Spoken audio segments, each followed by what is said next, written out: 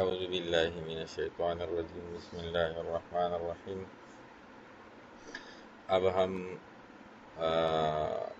Inheritance topic जो हमने discuss किया उसका इधर एक एग्जांपल लिखते हैं, रन करते हैं किस तरह हम इनहेरिटेंस के लिए C++ में कोडिंग करते हैं और इसकी इम्प्लीमेंटेशन करते हैं। तो ये एक न्यू प्रोजेक्ट हमने खोला और कंसोल मोड में, और इसके लिए ये include IO stream header file हो गया using name space standard library std। अब एक क्लास एग्जांपल में भी हमने एग्जांपल दिया था, तो इसलिए एक क्लास डिफाइन करेंगे शेप के नाम से, ठीक है। और इस क्लास के अंदर जितनी भी इससे, क्योंकि ये बेस क्लास होगी, इससे हम दूसरे क्लास से डिराइव करेंगे, तो ये मेन रूल है कि इनहेरिटेंस में वो सारी चीज़ें उधर डिराइव क्लास में आ जाती हैं जो प्रोटेक्टेड हो या पब्लिकली डिफाइन हो। जो प्राइवेट डिफाइन हो तो वो कोई भी चीज़ डिराइव्ड क्लास में एक्सेसिबल नहीं है। इसलिए हम इधर चीज़ें डिफाइन करेंगे, एट्रीब्यूट्स वो प्रोटेक्टेड डिफाइन करेंगे, ठीक है। तो प्रोटेक्टेड प्राइवेट ही की तरह है, जिस तरह प्राइवेट चीज़ें क्लास के आउटसाइड एक्सेस नहीं कर सकती, तो इस तरह प्रोटेक्टेड भी क्लास के बाहर एक्सेस नहीं कर सकते। लेकिन प्राइवेट और प्रोटेक्टेड में मेन फ़र्क ये है कि प्रोटेक्टेड जितनी भी चीज़ें हैं वो डिराइव्ड क्लास में डिराइव्ड हो जाती हैं और एक्सेसिबल हैं, ठीक है। तो इसलिए प्रोटेक्टेड मैंने फ्लोट, एक विड्थ और एक हाइट, दो वेरिएबल मैंने डिफाइन किया एट्रीब्यूट्स, ठीक है। अब एक फंक्शन डिफाइन करता हूँ पब्लिक, जिसमें हमने क्या करना है, हमने इसके इन दोनों वेरिएबल्स को, दो एट्रीब्यूट्स को मैंने वैल्यू देना है, ठीक है। तो पब्लिक वाइड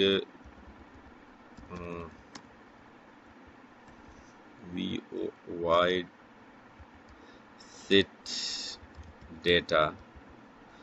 अब डायरेक्ट भी हम दे सकते हैं और मतलब कीबोर्ड से भी दे सकते हैं, ठीक है। अगर हम डायरेक्ट इस फंक्शन के थ्रू इन दो मतलब एट्रीब्यूट्स को वैल्यू देना चाहते हैं, तो इसके लिए हम इधर एक दो वेरिएबल डिफाइन करते हैं, फ्लोट ए, फ्लोट बी, दो आर्गुमेंट्स हैं। अब विड्थ में जो वैल्यू है वो ए में जो वैल्यू आ जाए, इधर हम विड्थ को असाइन करते हैं, और इधर जो बी में वैल्यू आ जाए वो हाइट को असाइन करते हैं। HEIGHT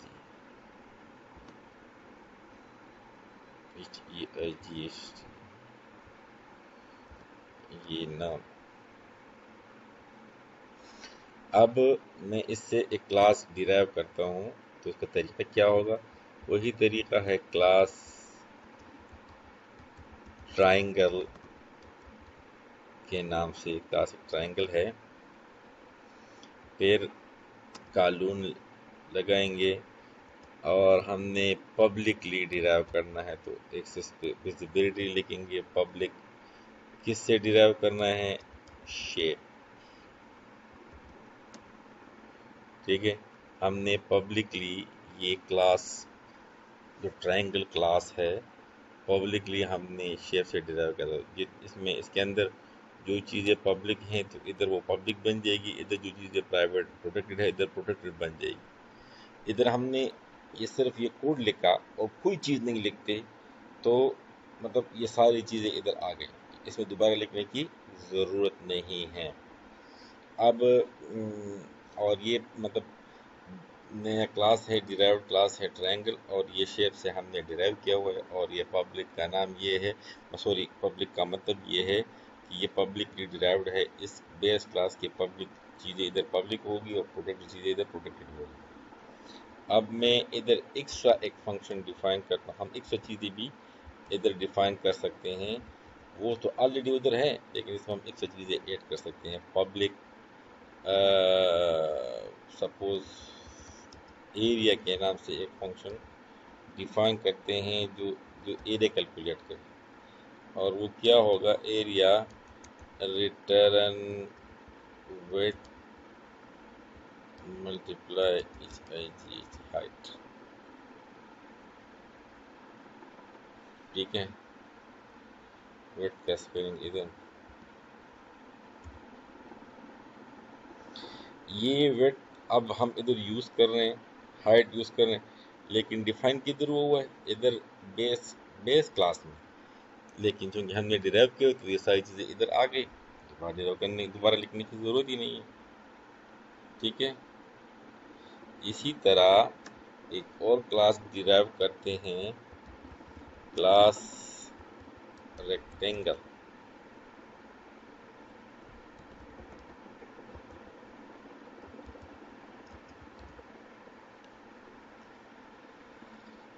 रेक्टेंगल क्लास डिराइव करते हैं किससे, पब्लिक डिराइव करते हैं शेप क्लास से, और इसका जो फार्मूला है ना ट्रायंगल का, वो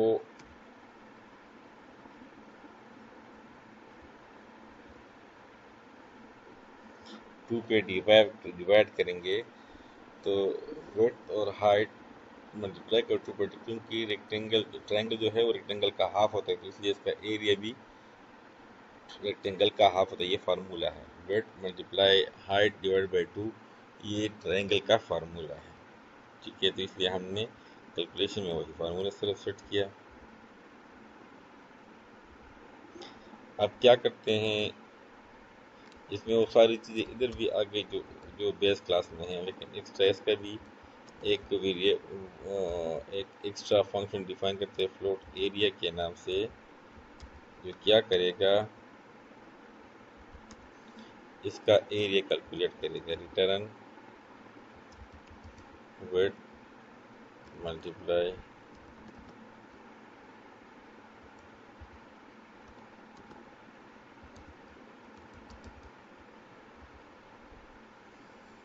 ठीक है।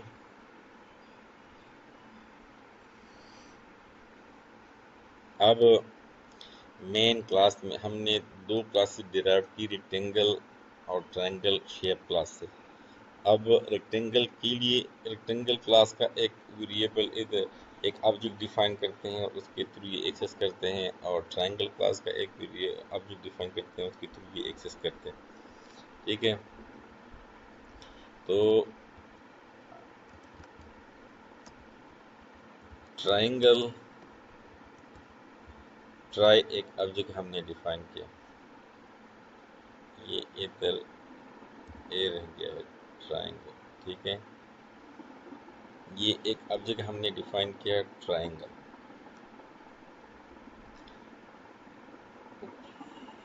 Sorry triangle. अब क्या करते हैं, रेक्टेंगल का एक वेरिएबल एक ऑब्जेक्ट डिफाइन करते हैं, रेक्टेंगल। ठीक है, अब क्या करते हैं,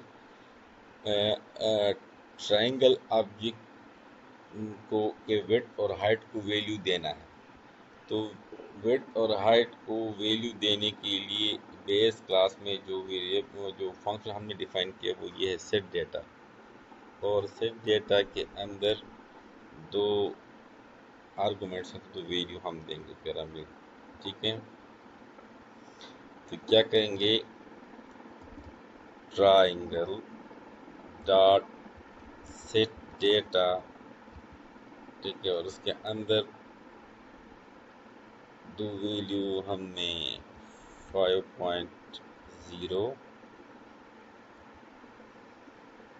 एक ट्रायंगल है, इसका विड्थ इतना है और हाइट 4.0। तो ये ट्रायंगल के वेरिएबल को हमने सॉरी ऑब्जेक्ट को ट्रायंगल के ऑब्जेक्ट को यूज़ करते हुए सेट डेटा फंक्शन जो बेस क्लास में है और वो हमने कॉल किया, कोई एरर नहीं क्योंकि वो बेस क्लास की सारी चीज़ें इधर ट्रायंगल क्लास में आई है, डिराइव्ड हो चुकी है। ठीक है, इसी तरह रेक्ट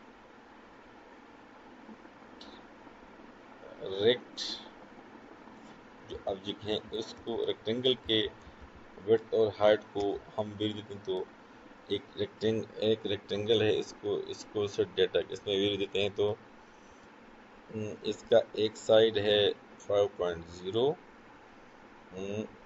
और दूसरा साइड है suppose 2.0।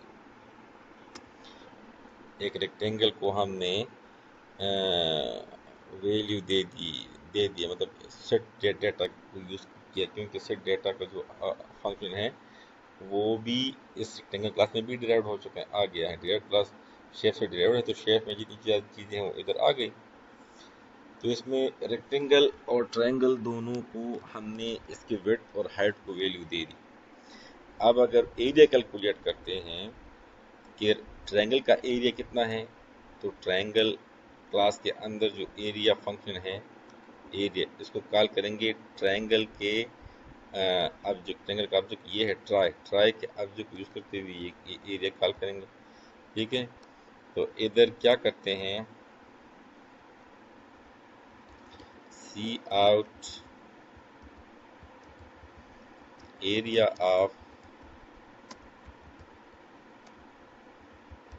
Triangle tri dot area. ठीक है, इसी तरह रेक्टेंगल का एरिया कॉल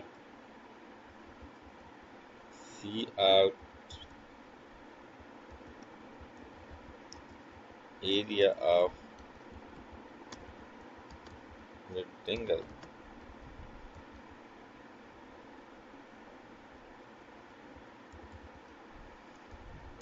रेक्ट एरिया। ठीक है, और ये चूंकि सेट डेटा के बाद हमने इसको कॉल करना है, क्योंकि सेट जब हम विड्थ और हाइट को वैल्यू देंगे तब हम एरिया कैलकुलेट कर सकते हैं ना। तो इधर हम इसको कैलकुलेट करेंगे। ठीक है, ये अब रिटर्न 0 करें। अब हमने क्या किया, ट्रायंगल का एक ऑब्जेक्ट डिफाइन किया, रेक्टेंगल का डिफाइन किया। ट्रायंगल के ऑब्जेक्ट को विड्थ और हाइट की वैल्यू दे दी। रेक्टेंगल के ऑब्जेक्ट को विड्थ और हाइट की वैल्यू दे दी। अब ट्रायंगल का एरिया कैलकुलेट करने के लिए ट्रायंगल के क्लास का एरिया फंक्शन कॉल किया ट्राई डॉट एरिया, और रेक्टेंगल के एरिया कैलकुलेट करने के लिए रेक्टेंगल के क्लास का एरिया फंक्शन कॉल किया रेक्ट डॉट एरिया। अब हम इसको रन करते हैं और देखते हैं तो ये क्या होगा। सेट डेटा ट्रायंगल का जो दो साइड हैं, ट्रायंगल के दो साइड हैं विड्थ और हाइट, तो दोनों मल्टीप्लाई होंगे। 5 4 20 according to this area calculation formula, और 2 भी डिवाइड होगा तो 10। तो ट्रायंगल का एरिया आएगा 10। और रेक्टेंगल का क्या है, रेक्टेंगल का विड्थ मल्टीप्लाई हाइट, तो विड्थ रेक्टेंगल का विड्थ 5 है और हाइट 2 है। विड्थ और लेंथ या हाइट, तो 5 मल्टीप्लाई 220 10 आ जाएगा। ठीक है, दोनों का मतलब 10 आएगा। ठीक है, अब हम कैलकुलेट करते हैं कि दोनों का 10 आता है कि नहीं आता। Control F5। तो अब ये रन हो रहा है। अभी हमने इसके लिए इंतज़ार करना है कि ये भी दिखा रहा है कि ये भी एग्जीक्यूट हो रहा है। ठीक है, इसने कॉन्फ़िगरेशन की डिबगिंग हो रही है अभी। इसके बाद बिल्ट ये बना रहा है, बिल्ड करेगा तो फिर इसके बाद उसका आउटपुट क्रिएट करेगा। हम्म,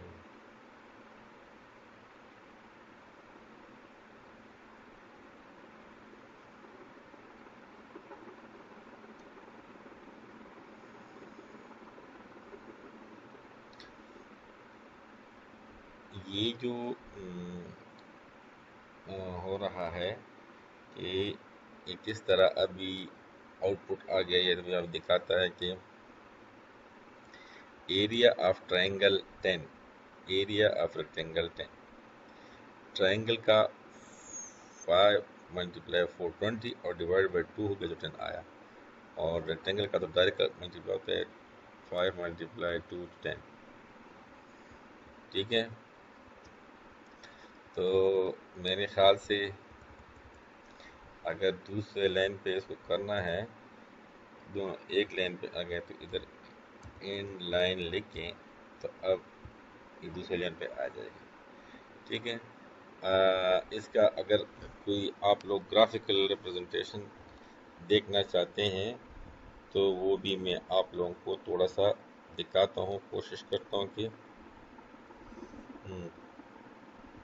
वो बन जाए। मैं आज पेंट में इसको करने की कोशिश करता हूँ। ठीक है,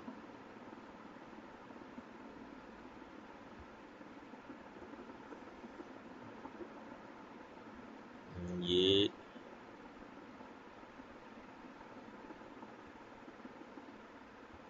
पेंसिल यहाँ कहाँ से आएगा? मैं अगर ठीक है, ये जो ही क्लास ट्राई हम करते हैं तो ट्राई के लिए एक ऑब्जेक्ट बन जाता है। ये ट्राई ऑब्जेक्ट है, इसके अंदर एक पोर्शन विड्थ का के लिए एक रिजर्व होगा स्पेस, और इस तरह हाइट के लिए रिजर्व होगा, और ये इसके अंदर फंक्शन है। तो ये एक सेट डेटा का फंक्शन है जो बेस क्लास से डिराइव्ड है। हाँ, और एक एरिया का फंक्शन है।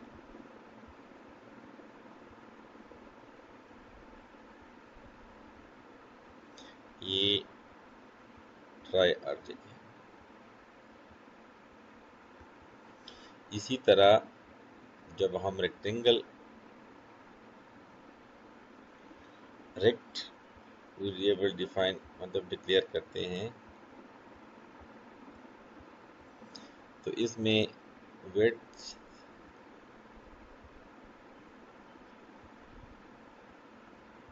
और हाइट की दो रिजर्व हो जाएगी, और सेट डेटा इसमें भी डिराइव क्लास का आया है, और एरिया हमने इसके लिए अंदर डिफाइन किया हुआ। ये इधर जो आप देखें ना रेक्टेंगल शेप में वो हमने इधर मेंशन नहीं किया, लेकिन वो सारी चीज़ें इधर विड्थ हाइट और सेट जैसा ट्रायंगल में आया है वैसा रेक्टेंगल में भी आया है, और फिर एरिया हमने डिफाइन किया तो वो एरिया वाला डिफाइन है। तो जो ही हम try dot set five dot 5.0 और 4.0 करते हैं तो इधर विड्थ में 5 वैल्यू आ जाती हैं ट्रायंगल की, और इसमें हाइट में इधर 4 आ जाती है।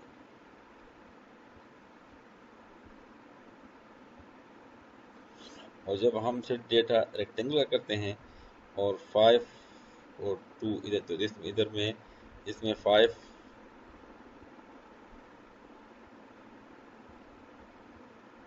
और इधर 2, ये डॉट सेट फंक्शन की वैल्यू की वजह से, क्योंकि सेट डेटा में इधर ए और बी हैं। अगर अगर आप देखें तो इधर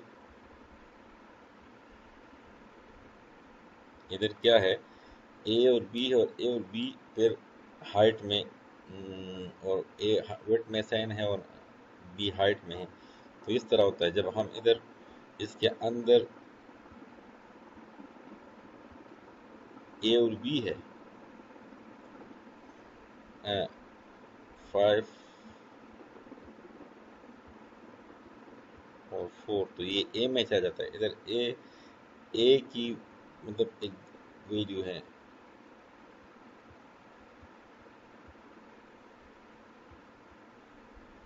और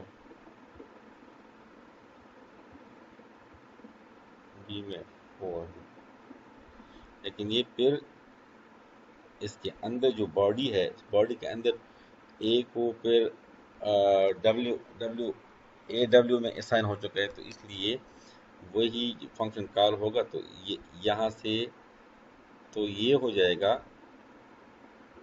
और फिर फंक्शन के अंदर हमने इसको इस तरह असाइन किया, इस तरह। इसी तरह ये बी फिर फंक्शन के अंदर डब्ल्यू वो हाइट में असाइन है, ठीक है। और जब हम एरिया फंक्शन कॉल करते हैं तो एरिया में दोनों को मल्टीप्लाई किया जाता है और एरिया कैलकुलेट किया जाता है डिवाइड बाई 2, और इस तरह यही तरीका इधर भी हो जाता है, ठीक है। तो ये सिर्फ आप लोगों को समझाने के लिए कि इसके बैक साइड पे क्या होता है वो आप लोगों को समझाया। अगर कोई क्वेश्चन है, कंफ्यूजन है, तो feel free to ask me. कल लैब वाले पोर्शन में हम लैब वाले क्लास में लैब सेशन में आप लोगों ने इसको भी रन करना है, और मैं एक दूसरा टास्क भी दूंगा, वो आप लोगों ने फिर करना है। Thank you, wish you all the best. अगर कोई क्वेश्चन हो तो feel free to ask me. Allah हाफिज़।